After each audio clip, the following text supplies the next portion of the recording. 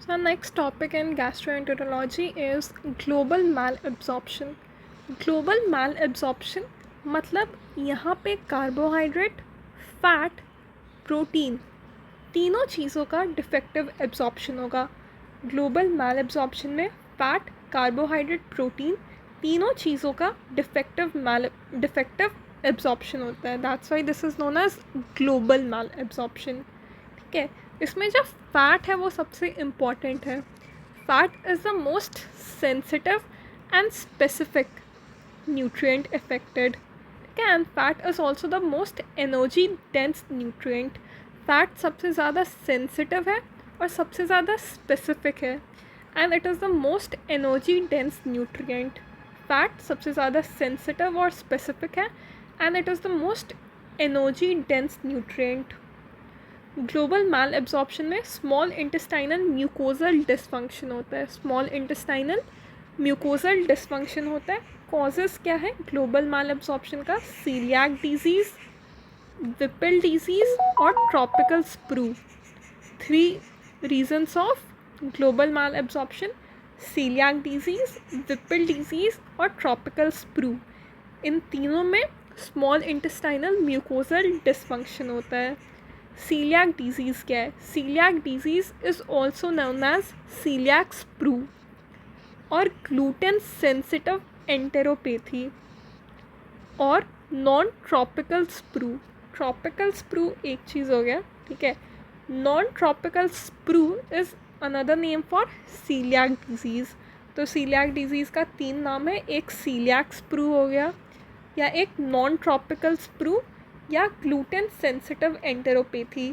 Coeliac disease gluten sensitive enteropathy. Coeliac disease gluten sensitive enteropathy. Iceberg phenomena. Iceberg phenomena क्या होता है?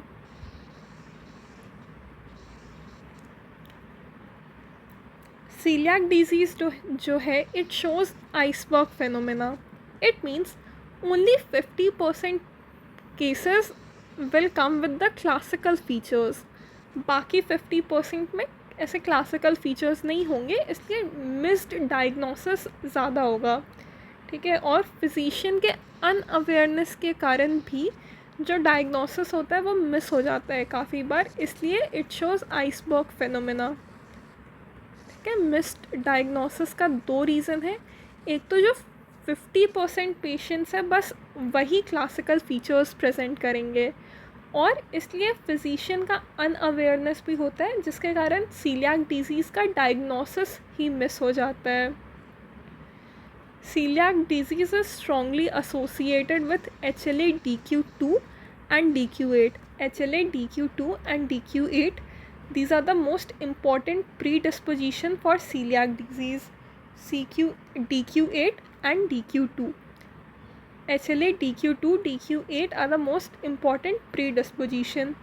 Proximal small intestine disease. Coeliac disease में mainly जो proximal small intestine होता है वो इफ़ेक्ट होता है. प्रॉक्सिमल स्मॉल इंटेस्टाइन मतलब ड्यूडेनम और जेजुनम. ठीक है. तो coeliac disease is a disease of the proximal small intestine mainly. ये टाइप्स क्या क्या होते हैं? एक तो ये आइसबर्ग फेनोमेना शो करता है. ठीक है. टाइप्स क्या होता है? क्लासिकल, एटिपिकल, साइलेंट या लेटेंट. 4 टाइप होता है. एक तो क्लासिकल सीलियाक मतलब जो 50% केसेस हैं they will present with the symptoms of malabsorption. 50% जो है वो क्लासिकल मैलएब्जॉर्प्शन के फीचर्स शो करेंगे, जैसे कि ऑस्मोटिक डायरिया हो गया, स्टियाटोरिया हो गया, वेट लॉस हो गया. ये सब क्लासिकल फीचर्स है. तो जो 50% पेशेंट्स हैं उनमें तो ये फीचर्स दिखेंगे. ठीक है. 50% केसेस में ये फीचर्स दिखते हैं. They are known as classical coeliac disease. Atypical coeliac disease में the patient will present with symptoms other than malabsorption. Malabsorption के जो फीचर्स होते हैं उनके अलावा भी कुछ प्रेजेंटेशंस मिलेंगे उनमें. साइलेंट मीन्स कि कोई भी सिम्टम्स नहीं है but serology is positive. Silent means serology positive. S for silent, S for serology positive, symptoms नहीं है बट सीरोलॉजी इज़ पॉजिटिव। और लेटेंट सीलियाक डिजीज़ क्या होता है, मतलब एसिम्टोमेटिक है, सीरोलॉजी भी नेगेटिव है, सीरोलॉजी भी नेगेटिव है, but actually susceptibility is present. तो लेटेंट में सीरोलॉजी भी नेगेटिव होता है, लेटेंट में serology is also negative but actually susceptibility is present. तो 4 टाइप का होता है, क्लासिकल, एटिपिकल, साइलेंट, साइलेंट में सीरोलॉजी पॉजिटिव होता है, और लास्ट है लेटेंट, लेटेंट में एक्चुअली ससेप्टिबिलिटी प्रेजेंट होगा। ठीक है, ठीक है। तो 4 टाइप का होता है, क्लासिकल, एटिपिकल, साइलेंट और लेटेंट। सपोज़ ये जो आइसबर्ग फेनोमेना शो करता है, तो आइसबर्ग मान लो ऐसा दिख रहा है, ठीक है। तो इसमें जो इतने परसेंट केसेस है ये है क्लासिकल सीलियाक के, इतने परसेंट केसेस है क्लासिकल सीलियाक के।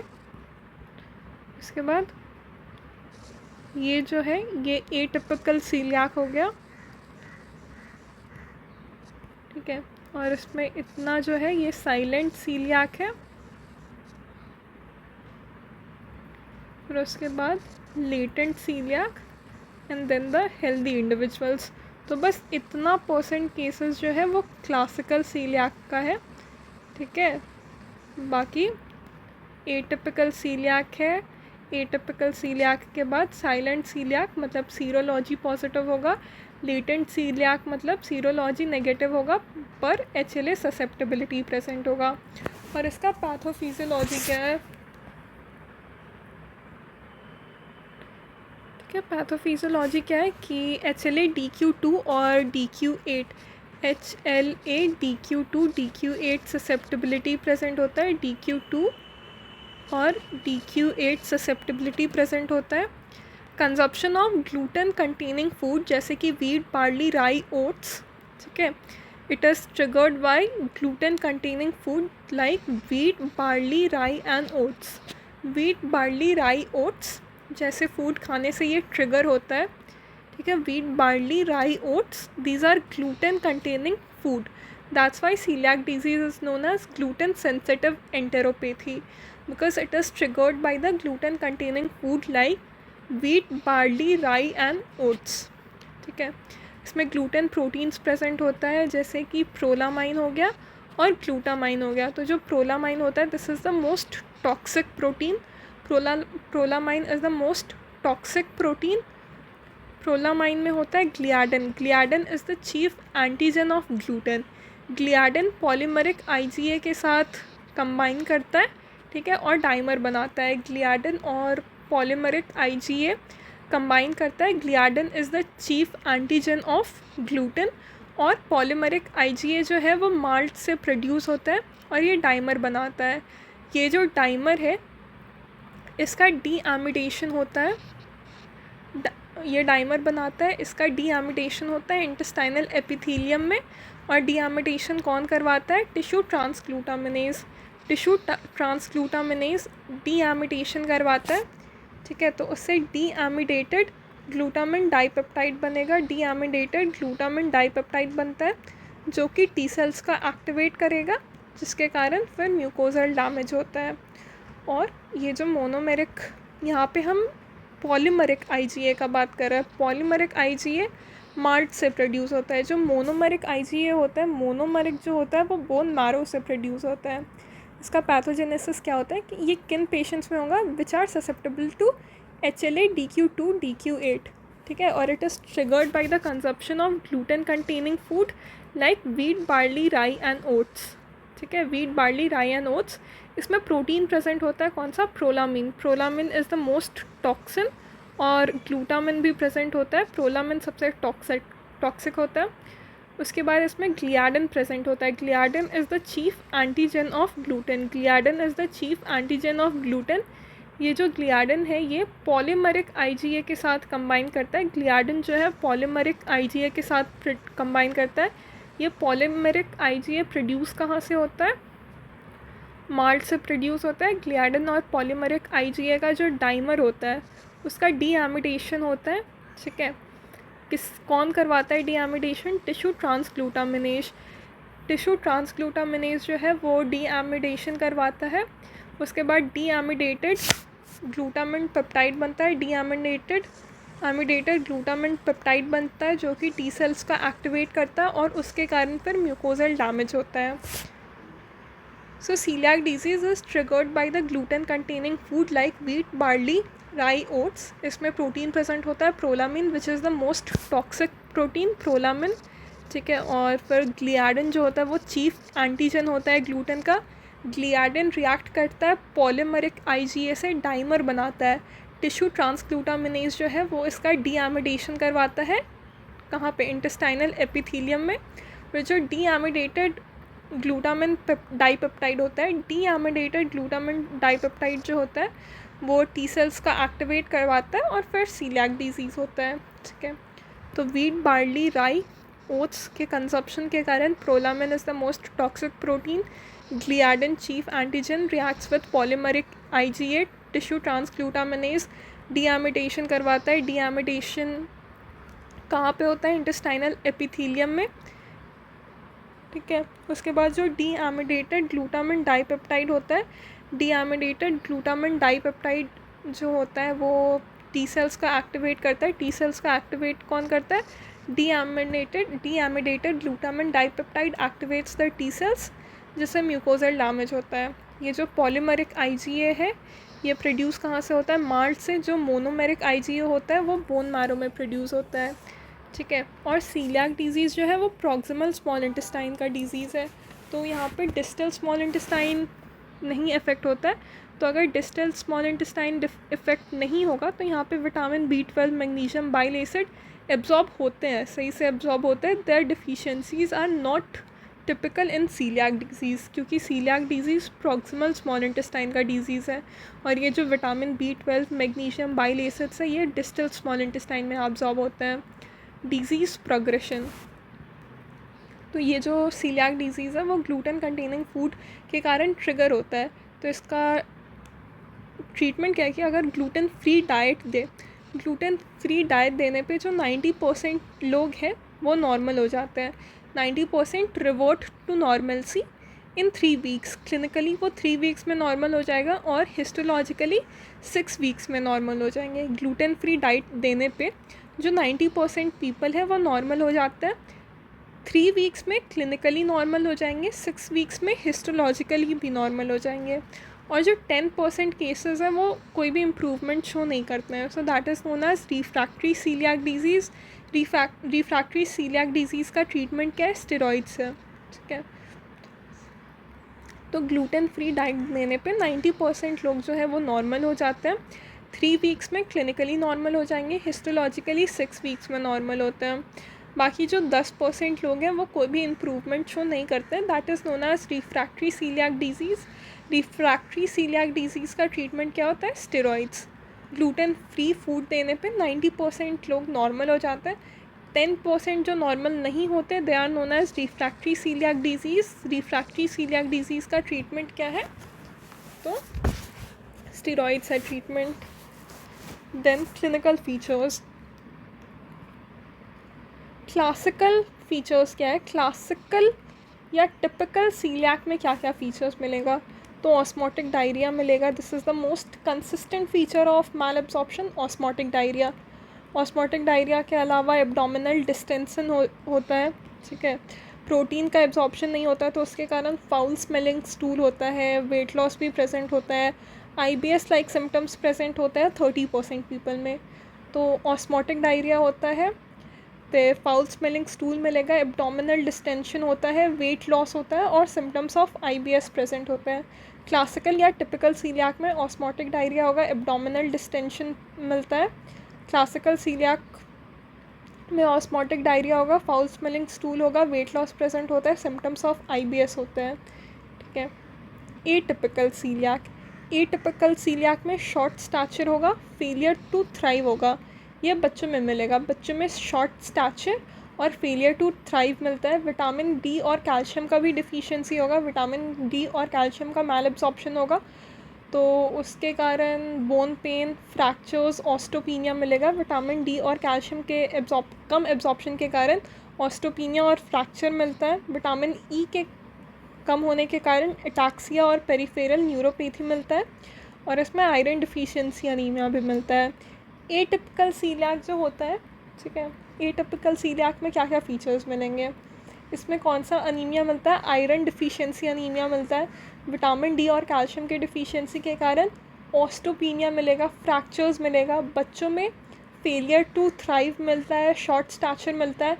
विटामिन ई के डिफिशिएंसी के कारण एटाक्सिया और पेरिफेरल न्यूरोपैथी मिलता है। बाकी इसका और भी फीचर्स है। Other features and associations of coeliac disease, तो other features in atypical coeliac मिलता है secondary hyper parathyroidism, secondary hyper parathyroidism and low vitamin D and calcium, low vitamin D और calcium, secondary hyper parathyroidism. Amenorrhea, infertility and impotence can also be found in amenorrhea, infertility and impotence. Amenorrhea, infertility and impotence. Amenorrhea, infertility and impotence can also be found in atypical celiac. Brain calcification, calcifications in brain with secondary hyperparathyroidism. Secondary hyperparathyroidism तो मिलता ही है, vitamin D और calcium का levels कम होता है, secondary हाइपरपैराथायरॉयडिज्म मिलता है। Brain में कैल्सिफिकेशंस मिल सकता है। हाइपोस्प्लीनिज्म होता है, ठीक है, hyposplenism is confirmed by the presence of Howell Jolly bodies. Hyposplenism होता है, there will be the presence of Howell Jolly bodies. Vitamin A के डिफिशिएंसी के कारण फॉलिकुलर हाइपरकेरेटोसिस मिलता है। प्रोटीन मैलअब्जॉर्प्शन के कारण इडमा एसाइटिस मिलेगा। क्रिप्टोजेनिक सिरहोसिस प्रेजेंट होता है, जिसके कारण एलएफटी जो है दैट विल बी रेज्ड, ठीक है। तो फीचर्स क्या क्या मिलते हैं एटिपिकल सीलियाक में? बच्चों में शॉर्ट स्टैचर मिलेगा, बच्चों में शॉर्ट स्टैचर मिलेगा। विटामिन डी और कैल्शियम के डिफिशिएंसी के कारण ऑस्टियोपीनिया मिलता है, फ्रैक्चर मिलता है। विटामिन ई के डिफिशिएंसी के कारण एटाक्सिया और पेरिफेरल न्यूरोपैथी मिलता है। आयरन डिफिशिएंसी अनीमिया मिलता है, ठीक है, ये इंपॉर्टेंट है। इसके अलावा hyper parathyroidism, secondary hyper parathyroidism मिलता है। एमेनोरिया, इनफर्टिलिटी, इम्पोर्टेंस, ब्रेन में कैल्सिफिकेशन मिलेगा। हॉवेल जॉली बॉडीज़ प्रेजेंट होंगे because of हाइपोस्प्लीनिज्म।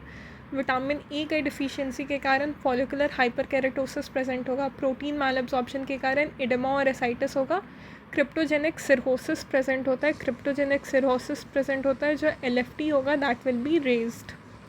Next is associations with coeliac disease. Definite association, coeliac disease के साथ डेफिनेट एसोसिएशन किनका होता है? पहला है डर्मेटाइटिस हर्पिटिफॉर्मिस। डर्मेटाइटिस हर्पिटिफॉर्मिस ये सबसे इम्पॉर्टेंट एसोसिएशन है सीलियाक डिजीज़ का। डर्मेटाइटिस हर्पिटिफॉर्मिस, ठीक है, this is also known as coeliac disease of the skin. Dermatitis है मतलब स्किन का इन्फेक्शन है, सो इन्फ्लामेशन है। Dermatitis herpetiformis, this is the most important association.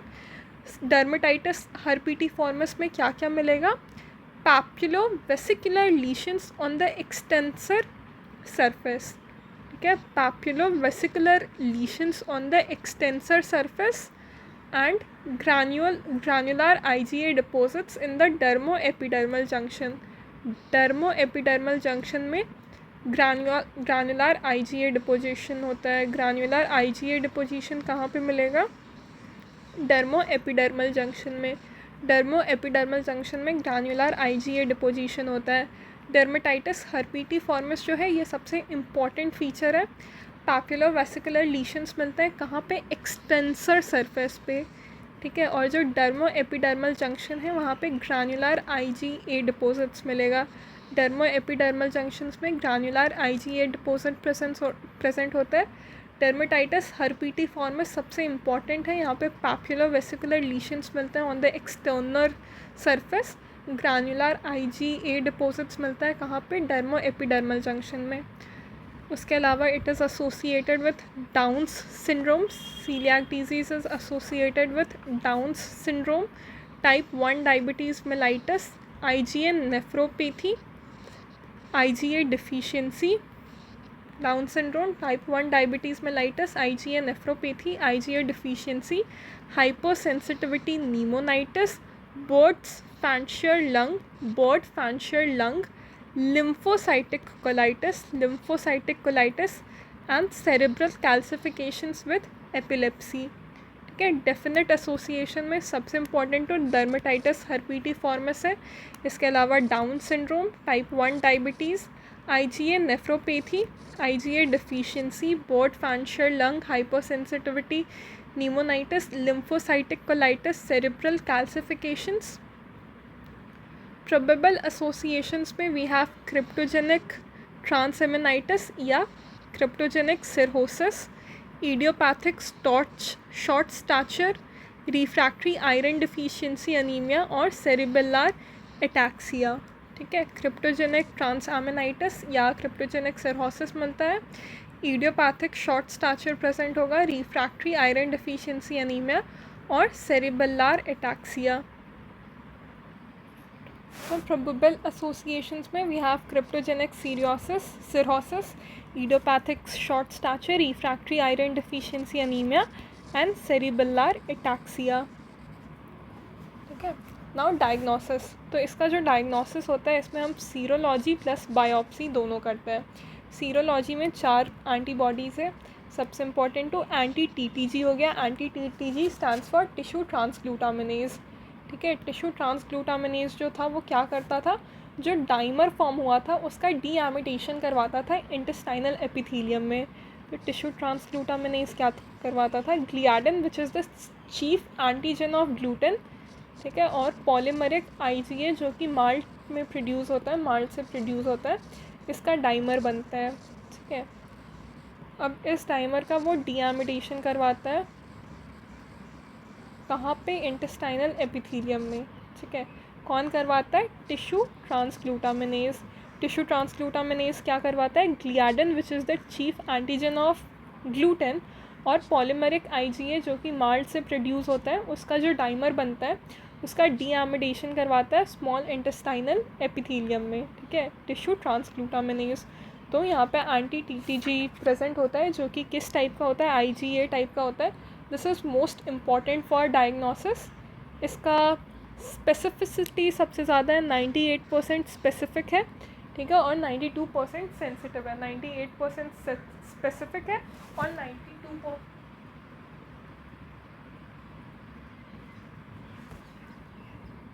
Anti TTG जो है वो 98% स्पेसिफिक है, 92% सेंसिटिव है.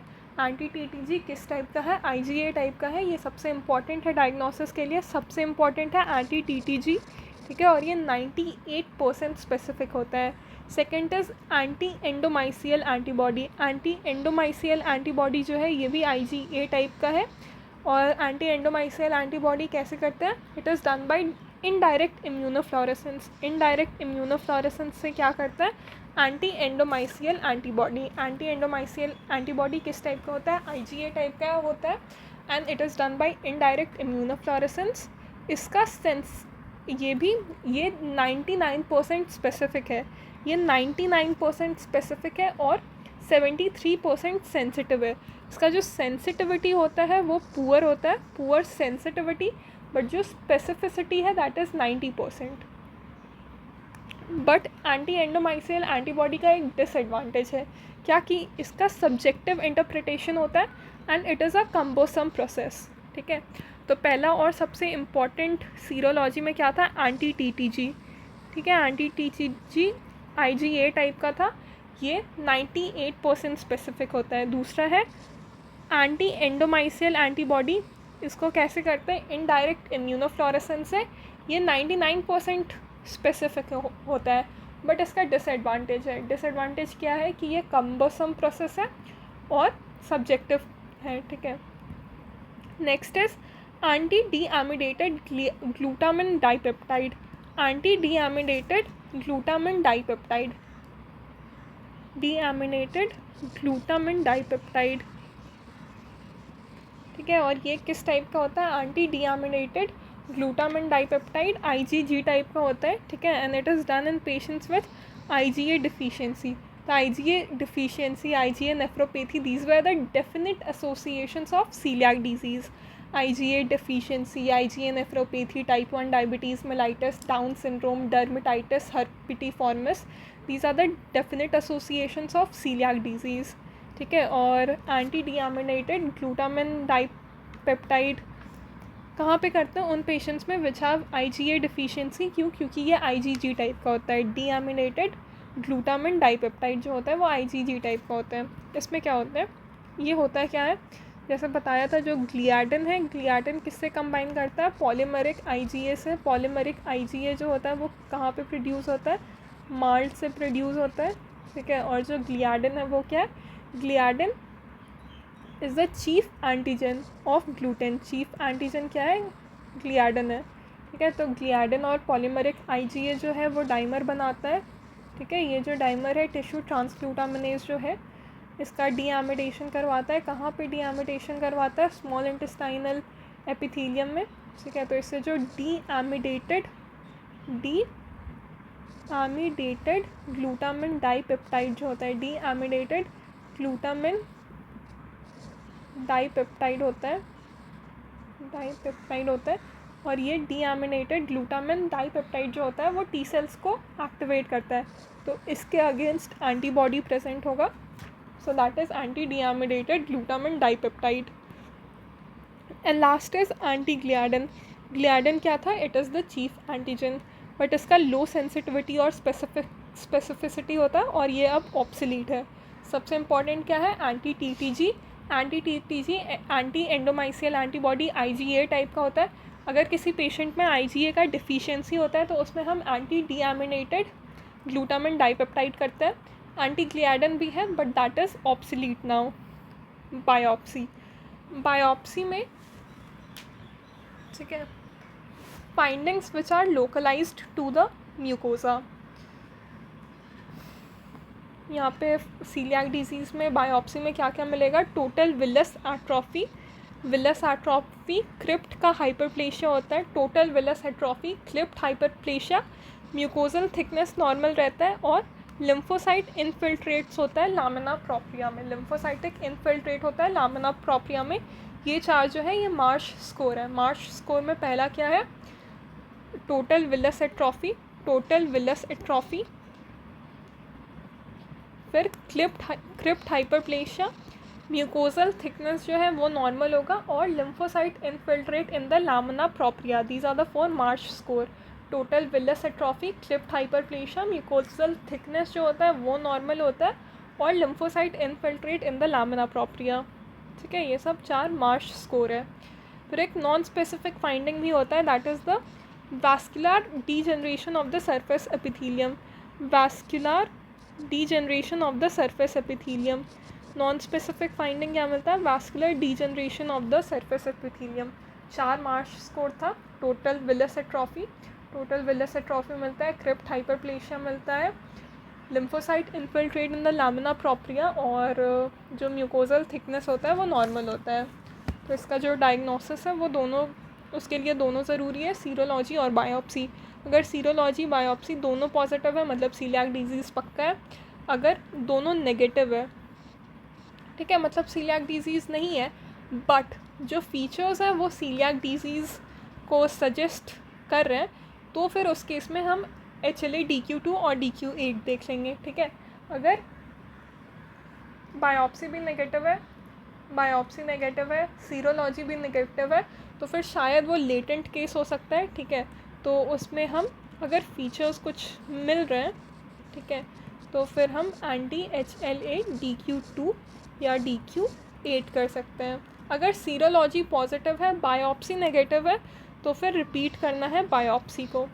और अगर सीरोलॉजी नेगेटिव है और बायोप्सी पॉजिटिव है तो ये सीलियाक नहीं हो सकता है, क्योंकि बायोप्सी जो है, ऐसा सेम बायोप्सी जो है वो ट्रॉपिकल स्क्रू और काउ मिल्क इंटॉलरेंस में भी मिलता है. ठीक है, तो बायोप्सी जो है वो नॉन स्पेसिफिक है. ठीक है, तो अगर सीरोलॉजी नेगेटिव है, बायोप्सी प्रेजेंट है, तो वो ट्रॉपिकल स्प्रू में भी ऐसा मिल सकता है या काउ मिल्क इंटॉलरेंस में भी ऐसा मिल सकता है, ठीक है। तो सीरोलॉजी बायोप्सी दोनों पॉजिटिव है, मतलब सीलियाक डिजीज़ है।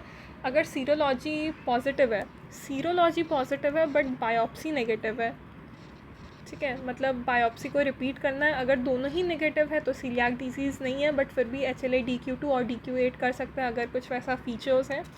और सीरोलॉजी अगर नेगेटिव है पर बायोप्सी पॉजिटिव है, तो जो बायोप्सी मिलता है यहाँ पे वो नॉन स्पेसिफिक होता है। ऐसा बायोप्सी जो है वो ट्रॉपिकल स्प्रू में भी मिल सकता है या काउ मिल्क इंटॉलरेंस में भी मिल सकता है।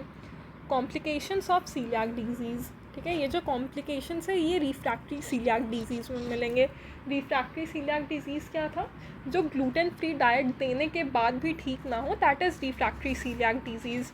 90% केसेस में जो होता है वो ग्लूटेन फ्री डाइट देने के बाद नॉर्मल हो जाता है, बट 10% केसेस जो है वो इम्प्रूवमेंट नहीं दिखाते हैं even on gluten free diet. Refractory का मतलब क्या होता है? नो इम्प्रूवमेंट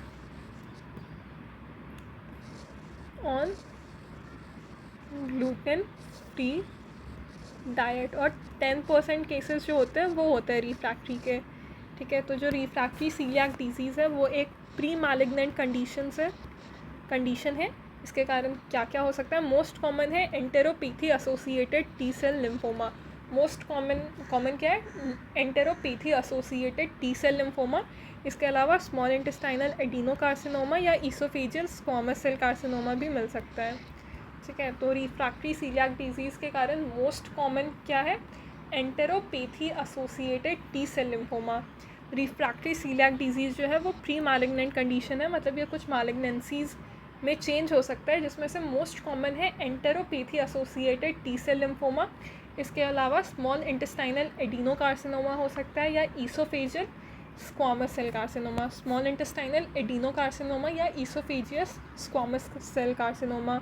ट्रीटमेंट में हम ग्लूटेन फ्री डाइट देंगे, ठीक है। ग्लूटेन फ्री डाइट मतलब rice, corn, maize, potato, soybean food देंगे। अवॉइड क्या करेंगे? वीट, बार्ली और oats and rice. Wheat, barley, rye and oats नहीं देंगे, तो क्या देंगे? राइस दे सकते हैं, कॉर्न दे सकते हैं, maize, potato, soybean based food. Rice दे सकते हैं, वीट नहीं देंगे। सोयाबीन दे सकते हैं, ठीक है, पोटैटोज़ दे सकते हैं, मेज़ दे सकते हैं, कॉर्न दे सकते हैं, ठीक है, पोटैटो दे सकते हैं, सोयाबीन दे सकते हैं। क्या नहीं देंगे? वीट, बार्ली, राई, ओट्स, ठीक है। वीट, बार्ली, राई, ओट्स और वीट, ब्रो नहीं देंगे, ठीक है। और जो रिफ्रैक्टरी सीलियाक डिजीज़ है तो वहाँ पे ट्रीटमेंट हो जाता है स्टेरॉइड्स। सीलियाक डिजीज़ का ट्रीटमेंट क्या है? ग्लूटेन फ्री डाइट है। ग्लूटेन फ्री डाइट में राइस, कॉर्न, मेज़, पोटैटो या सोयाबीन बेस्ड फूड है। तो 90% पेशेंट्स जो है वो ग्लूटेन फ्री डाइट से ही सही हो जाएंगे, 3 वीक में नॉर्मल हो जाएंगे। हिस्टोलॉजी जो है उनका 6 मंथ में नॉर्मल होगा। और अगर रिफ्रैक्टरी है तो वहाँ पे स्टेरॉइड्स देंगे, ठीक है। हो गया,